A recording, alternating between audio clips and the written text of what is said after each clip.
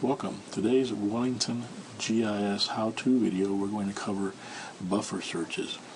Alright, so once we go into the GIS, the first thing we're going to do is turn on our aerials. We're going to zoom into an area that has multiple properties. I'm going to zoom in a little bit more so we can see the parcel lines. And we're going to demonstrate the buffer search tool. So up here on our toolbar we have several icons and folders. The folders contain multiple tools. We're going to go over to the second folder from the top on the left and select our database search tool.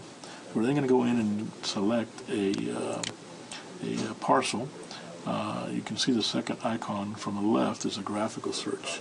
The first thing we're going to do is select the parcels layer, because we want to select all the parcels that buffer within a certain distance, and we're going to show you how to do that. Now, you have several options. We can enable multi-part graphics. I'll explain that in a minute. We can enable buffering. I selected the parcel layer, and we can select parcels now by using a point tool. I can click on that and select that way. I can clear that out. I can use a line tool and select all the parcels that touch that line that I just created. I can go back and I can create a box, and it'll select all the parcels that touch that box. And I can create a polygon, which is irregular shapes, and it'll select all the parcels that I created with that shape. Now, using the point tool, I'm going to show you that I can select one parcel and get the information. But now by enabling multi-part graphics, you get this little button that pops up that says search. Using that same tool, the points, I can now select multiple parcels on the map and then click search, and it's going to select all those parcels all at once. Now you're getting a summary here. Obviously you can scroll up and down and see the summary for each one. You can click on this button here and it'll take you out to the property appraiser's office to pull up the data for that particular parcel. And you can click on the first icon to show the results in a grid table format, which shows you a lot more detailed information on all those parcels that were selected. And as you hover over each, it shows you where they are. You can sort alphabetically and numerically, clicking on the heading, and you can also export out to Excel as well. Now, we're going to clear that out, and it brings us back to our tool. Now, the only difference here is that now we're going to do a little bit of buffering. Now, I can turn off the enable multi-part graphics. I can turn on my buffering, and I say I want to go out 500 feet, let's say 1,000 feet. You can select the distance down here of how far your buffer is going to be, and the color. And now I'm going to select just one parcel. I turned off enable multi-part graphics, and I'm going to select one property. As soon as I clicked on that, it went out automatically from that parcel, and it went out and selected all the other parcels within 1,000 feet, because I have the parcel layer selected, turned on, and it gave me back all the information. I can click here on the grid and see the information as well. Now,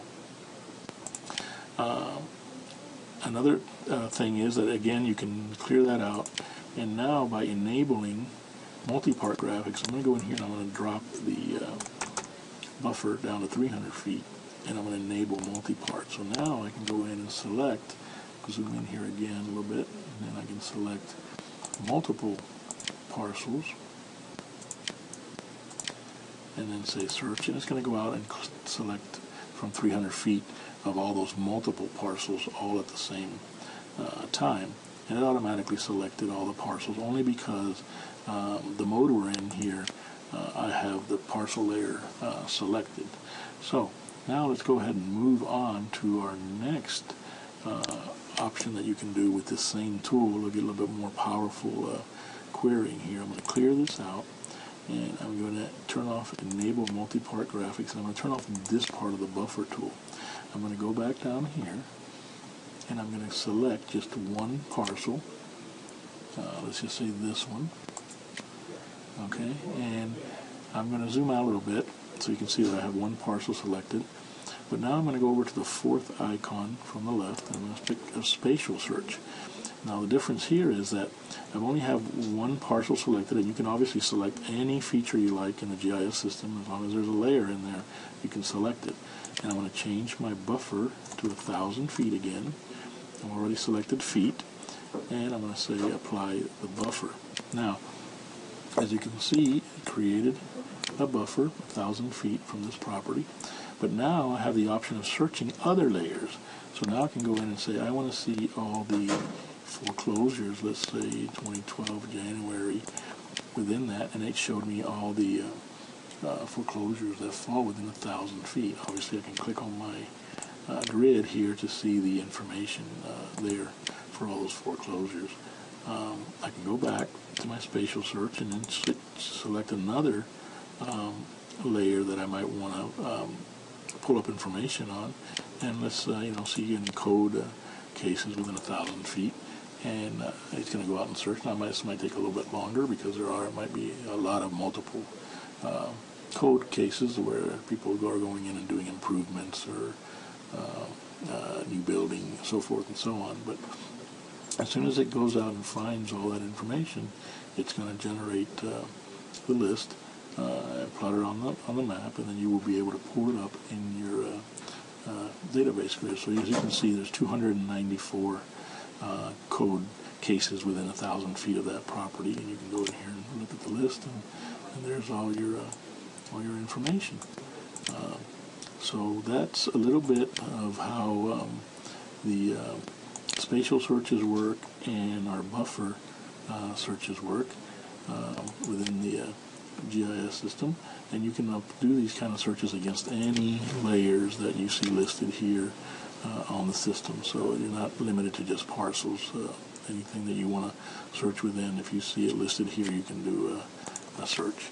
And that's it. Thanks, and we'll see you at our next how-to video.